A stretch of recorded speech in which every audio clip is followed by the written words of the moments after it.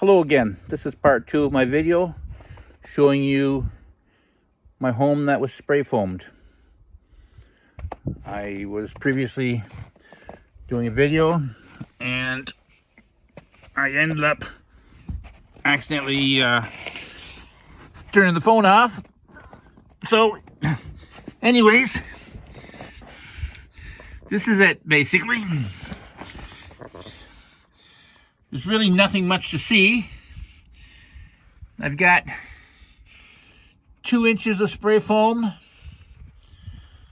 underneath the whole entire addition. It's a little bumpy, doesn't look very impressive, but that's all it takes to keep the cold out. It's pretty much sealed, so no animals are ever going to get into that, and no drafts will ever get past it. Basically, it's hard. So there you go. Ouch. Ouch. Oh. So there you go. I had it all spray foamed, and like I say, it was fairly expensive, but it's worth it, because when you're walking around the house and you have to wear shoes or slippers all the time, you don't really want that. So my recommendation is try to spray foam while you're building. And if you do choose to use fiberglass bats, it's a quick way, it's cheaper, it does the same job, but like I say, you could have problems with rodents. If you choose to use fiberglass bats, then you want to probably try to make some extra precautions so that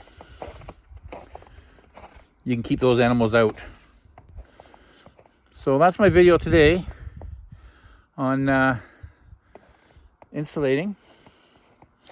I will be insulating inside the new addition, and I got a lot of work in here to do. A lot of work. See, here's a spot here. Here's a spot here where pretty hard to get fiberglass bats in there, whereas spray foam will get right in there. So I may do a little bit of spray foaming in here just to sort of make sure it's done properly.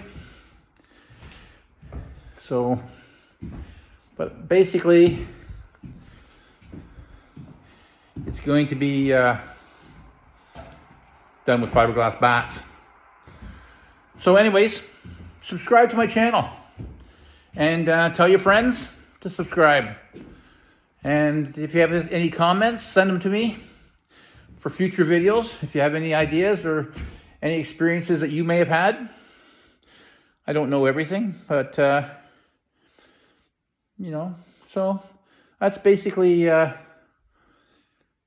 it for today. I hope you have a prosperous new year, and take care, and we'll be talking to you soon. Bye.